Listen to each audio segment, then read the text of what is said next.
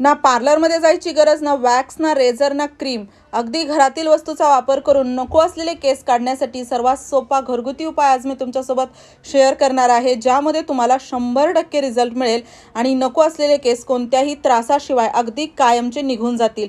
चेहऱ्यावरील जे केस असतात, बऱ्याच जणांना भीती वाटते काढण्याची की अगदी आपण एकदा जर केस काढले तर परत ते जाड केस येतील किंवा खूप जास्त केस येतील। तर यासाठी देखील खूपच सोपा उपाय मी तुमच्यासोबत शेअर करणार आहे आणि स्वतः मी लाईव्ह रिझल्ट देखील तुम्हाला दाखवणार आहे। त्यामुळे व्हिडिओ शेवटपर्यंत बघा, आवडल्यास मित्रपरिवारासोबत शेअर करा। यासाठी बघा आपल्याला काय काय लागणार आहे ते बघूयात। तर बघा, हा उपाय नको असलेले केस काढण्यासाठी तर तुम्ही वापरू शकता, त्यासोबतच अगदी आपल्या स्किनला ग्लोईंग बनवण्यासाठी, त्यासोबतच स्किनला स्मूथ ठेवण्यासाठी देखील हा उपाय तुम्हाला करता येईल। ॲज अ फेस पॅक म्हणून देखील तुम्ही याला वापरू शकता। तर यासाठी आपल्याला एक वाटी घ्यायची आहे, त्यामध्ये आपल्याला टाकायचं आहे तांदळाचं पीठ। तुमच्याकडे जर तांदळाचं पीठ नसेल तर तुम्ही थोडेसे तांदूळ मिक्सरमध्ये फिरवून घ्या आणि थोडंसं त्याचं बारीक असं पीठ काढा। जास्त असं बारीक पीठ नाही झालं तरी चालेल, पण जसं स्क्रब असतो किंवा रांगोळी असते तसं का होईना आपल्याला करावं लागेल, कारण की त्याच्यापेक्षा जाड जर हे पीठ ठेवलं तर ते आपल्या स्किनला ओरखडे होऊ शकतात। त्यामुळे थोडंसं बारीक हे तांदळाचं पीठ करा। मार्केटमध्ये तांदळाचं पीठ देखील मिळतं आणि सर्वांच्या घरी देखील असतं, तर तुम्ही इथे नक्की वापरा।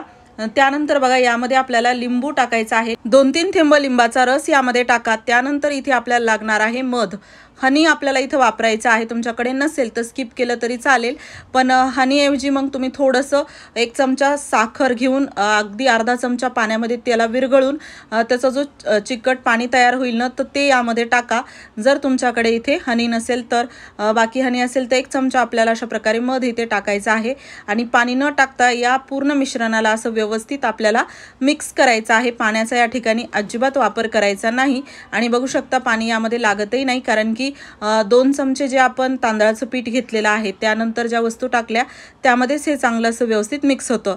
आणि हो, तुम्ही हा व्हिडिओ कोणत्या गावातून किंवा शहरातून बघत आहात ते मला कॉमेंट बॉक्समध्ये नक्की सांगा, जेणेकरून माझा व्हिडिओ कुठे कुठे पोहोचला मला ते कळेल। आता बघा, यामध्ये आपल्याला टाकायचा आहे खायचा सोडा।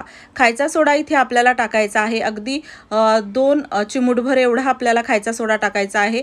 हा थोडा जास्त होतो, यापेक्षा आपण कमी असा थोडासा यामध्ये खायचा सोडा टाकलेला आहे। बेकिंग पावडर वापरायचं नाही, खायचा सोडा वापरा। त्यानंतर याला चांगलं मिक्स करू। यामध्ये लिंबू टाकलं होतं, तर असं खायचा सोडा टाकला की हे थोडंसं जे मिश्रण आहे ते असं फुगल्यासारखं होतं, यामध्ये थोडेसे असे बबल्स तयार होतात। त्यानंतर बघा, इथे आपल्याला लागणार आहे रोज वॉटर। तुमच्याकडे जर गुलाबजल नसेल तर तुम्ही इथे कच्चं दूध यामध्ये टाकू शकता।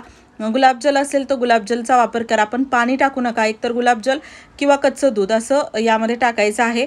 तर बघा, थोडंसं मी असं यामध्ये टाकलेलं आहे रोज वॉटर, गुलाबजल आणि याला असं व्यवस्थित मिक्स करायचं आहे। साधारण अर्धा ते 1 चमचा यामध्ये रोज वॉटर टाकायचं। आणि सर्वात महत्त्वाचं म्हणजे आपण जे बनवत आहोत त्याला आपल्याला बनवून ठेवून अगदी दुसऱ्या दिवशी किंवा 4-5 तासानंतर वापरायचं नाही, तर याचा इन्स्टंट वापर करायचा आहे। तुम्हाला याचा लगेचच रिझल्ट मिळेल। आणि यानंतर बघा, हे एका व्यक्तीसाठी किंवा 2 व्यक्तीसाठी पुरेल एवढं आपण बनवत आहोत। तुम्हाला जर जास्त बनवायचं असेल तर प्रमाण कमी जास्त जरी केलं तरी चालेल। त्यानंतर बघा, यामध्ये आपल्याला टाकायचं आहे खोबरेल तेल। 2-3 थेंब मी इथे कोकोनट ऑइल घेतलेला आहे, जे की आपल्या स्किनला सॉफ्ट ठेवण्याचं, मऊ ठेवण्याचं काम इथे हे कोकोनट ऑइल करणार आहे। त्यानंतर यामध्ये आपल्याला टाकायचं आहे टूथपेस्ट। जेव्हा या मिश्रणाने आपण नको असलेले केस काढत असतो त्यावेळेसच आपल्याला त्या स्किनला रिकवर करण्यासाठी किंवा त्या स्किनला स्मूथ ठेवण्यासाठी देखील इथे आपल्याला या टूथपेस्टचा वापर होणार आहे। कोणतंही टूथपेस्ट तुम्ही इथे वापरू शकता, अगदी थोडंसं 1 ते 2 वेळा जेवढं आपण ब्रश करण्यासाठी वापरतो तेवढं यामध्ये टाकून याला मिक्स करायचं आहे। तर या सर्व वस्तू सहज आपल्या घरामध्ये मिळतात आणि याचा वापर तुम्ही करून बघा, खूप फायदा होतो।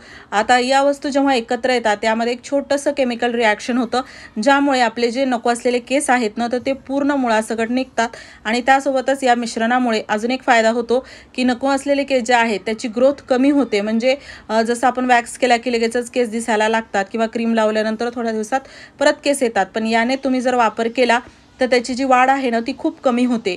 यानंतर बघा, यामध्ये टाकायचं आहे थोडंसं बेसन पीठ।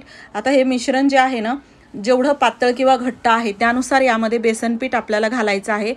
जास्त घट्ट किंवा जास्त पातळ हे मिश्रण आपल्याला नको, त्यामुळे असं क्रीमी आपल्याला याला ठेवायचं आहे।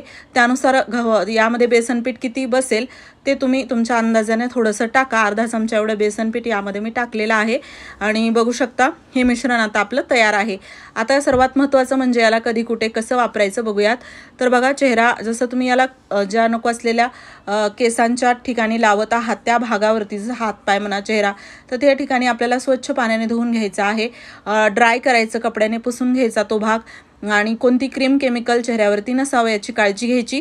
त्यानंतर बघा, आता ही पेस्ट आपण तयार जे मिश्रण केलेलं आहे ते थोडं थोडं करत आपल्याला असं लावायचं आहे। यामध्ये आपण जे बेसन पीठ टाकलेलं आहे किंवा इतर वस्तू, तर या तुमच्या स्किनला ग्लोईंग बनवण्याचं देखील काम करतात, म्हणून ॲज अ फेस पॅक सारखं देखील तुम्ही याला पूर्ण चेहऱ्यावरती जरी लावलं तरी काहीच हरकत नाही। आणि अप्पर लिप्स, फोरहेडवरती जर केस असतील फक्त तिथे तुम्हाला वापरायचं आहे, तर अगदी सहज तुम्ही वापरू शकता। चेहऱ्याच्या बघा या भागावरती थोडेफार केस दिसतात, बऱ्याच जणांच्या पूर्ण चेहऱ्यावरती असतात, तर अगदी तुमच्या सोयीनुसार तुम्ही याला असं लावायचं। जास्त जाड थर द्यायचा नाही, पातळच याला असं लावायचं। त्यानंतर अगदी 2-3 मिनिट असंच ठेवायचं। 2-3 मिनिटानंतर हे थोडंसं सुकल्यासारखं होतं। यामध्ये आपण टाकलेल्या गोष्टीमुळे यामध्ये चिकटपणा देखील आलेला आहे, बघू शकता अशा प्रकारे। सुकल्यानंतर अजूनच हे स्टिकी होतं। आता यानंतर बघा काय करायचं, आपल्या चेहऱ्यावर जे केस आहेत किंवा हातापायावर जे केस आहेत जिथे आपल्याला ते काढायचे आहेत, त्याची जी ग्रोथ आहे त्याचं डायरेक्शन बघायचं, त्याची दिशा बघायची, आणि अपोजिट डायरेक्शनमध्ये याला आपल्याला असं थोडंसं चोळल्यासारखं करायचं आहे। खूप जास्त चोळायचं नाही, चेहऱ्याची आग होऊ शकते। यामुळेच मी जे तांदळाचं पीठ आहे ना, तर ते थोडंसं बारीक करायला सांगितलं, जेणेकरून चेहऱ्यावरती ओरखडे होणार नाहीत। आणि असं अपोजिट डायरेक्शनमध्ये आपल्याला याला हळूवारपणे जसं मसाज करतो तशाच टाईपमध्ये हे पूर्ण पेस्ट जी आहे, मिश्रण आहे, ते काढल्यासारखं करायचं आहे। आणि असं ओढताना तुमच्या त्रास होणार नाही, तुमच्या लक्षात येणार नाही की केस निघत आहेत, पण जेव्हा तुम्ही हातावरती बघाल, बोटावरती, तर तुम्हाला तिथे केस दिसतील। अगदी खूप जाड केस असतील, मोठे केस असतील, जसं की हातापायावर असतात, त्याला काढायला वेळ लागू शकतो, पण चेहऱ्यावरील केस खूप छोटे असतात, तर अगदी सहज या पद्धतीने ते निघतात। एकदा करून बघा। अपोजिट डायरेक्शनमध्ये याला व्यवस्थित असं आपण चोळून घेतल्यानंतर इथे आपल्याला एखादा कपडा ओला करायचा आहे किंवा टिश्यू पेपर, त्याच्या मदतीने ही जी आपली क्रीम आहे ती अशी अपोजिट डायरेक्शनमध्येच आपल्याला काढल्यासारखी करायची आहे। लगेचच पाण्याने धुवू नका, असं ओल्या कपड्याने किंवा टिश्यू पेपरने करा, म्हणजे जे राहिलेले केस असतील ना थोडेफार, तर ते देखील मुळासकट निघतात। अजिबात तुम्हाला त्रास होणार नाही याची गॅरंटी आहे। आणि नंतर जे केस येतील त्याची एक तर ग्रोथ कमी असेल, त्यासोबतच पहिल्यापेक्षाही छोटे आणि स्मूथ केस येतात, अजिबात मोठे केस येत नाहीत। सर्वात जास्त याचा फायदा मला हा वाटतो, जेणेकरून चेहऱ्यावरती बिनधास्त तुम्ही याचा वापर करू शकता।